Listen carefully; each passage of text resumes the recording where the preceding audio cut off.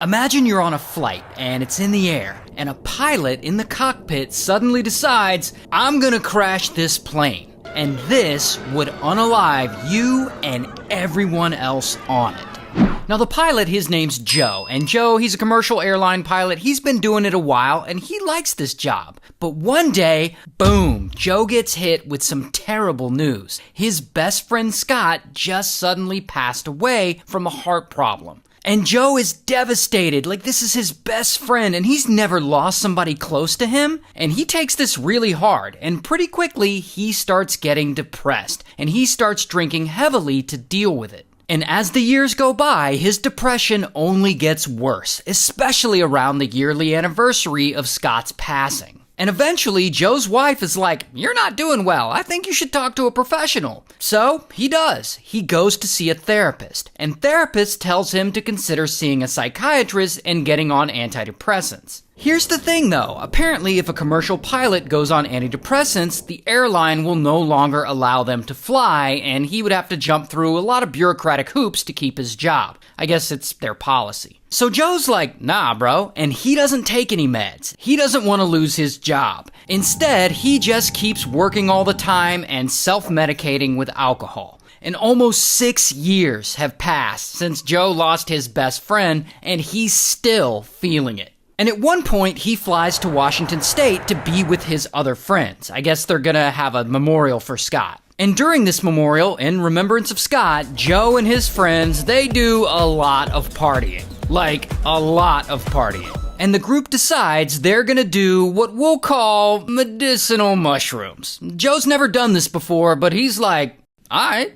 And so he takes these mushrooms and he starts feeling pretty good. And he stays up all night and he's having a lot of fun. And a few days later, it's time for him to leave Washington and go back home. And allegedly, he's been going hard. Like, he hasn't slept in like 40 hours or something like that. And he goes to the airport and he gets on a plane and he's ready to fly out of there. But he's still allegedly kind of tripping from the mushrooms from a few days before. Like they're still in his system or something. Now, he's not on duty, but because he's a pilot, he's gonna ride for free in the cockpit jump seat. That's where off-duty pilots sit when they take a flight and they're not piloting. And as the plane takes off and it's in the air, Joe starts to get a really bad feeling. A feeling like he's trapped in this airplane and he'll never be able to get out. And suddenly, bam, a bad trip hits him like a freight train. And Joe feels like he's stuck in a nightmare. Like none of what he's experiencing is reality. Like the pilots flying the plane aren't really pilots. And he doesn't know what to do. And he believes the only way out of this is to make himself wake up. And that is when he looks up to the ceiling of the plane and he sees 2 red handles.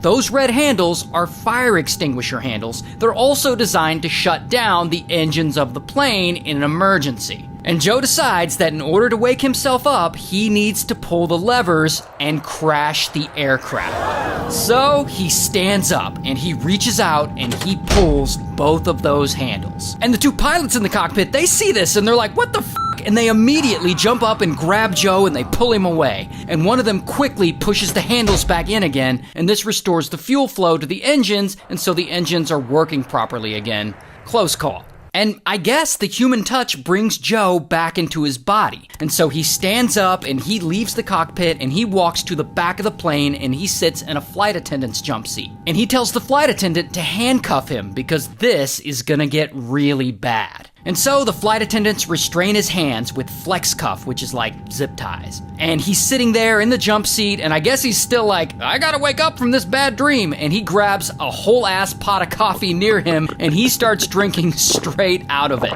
And the poor flight attendants, they're trying to calm him down, and they have no idea he was just in the cockpit trying to crash the plane. But then he reaches over toward the emergency exit, and he wants to get it open so that he can jump out, because he's like, jumping out will certainly wake me up. Now, luckily, the crew stops him by gently removing his hands from the door and distracting him with a bit of conversation. Now, at this point, the pilots have diverted the flight to Portland, because they're like, we gotta get this guy the hell off this plane. And they land, and police officers come on board, and they escort Joe off the plane. This is actually some footage of that, and there he is there. And so, bam, Joe's arrested. And I don't have a mugshot, but here is a photo of him detained. And he's charged with 83 counts of attempted murder and reckless endangerment, and his pilot's license is suspended, and he gets out on bail, and he's apparently clean now, so no more mushrooms before traveling. And he and his wife have since started a nonprofit to advocate and help pilots get treated for depression. And ultimately, lucky for him, the federal court drops his attempted murder charges, but his trial for some of the other charges is still pending as of the date of me making this video. So,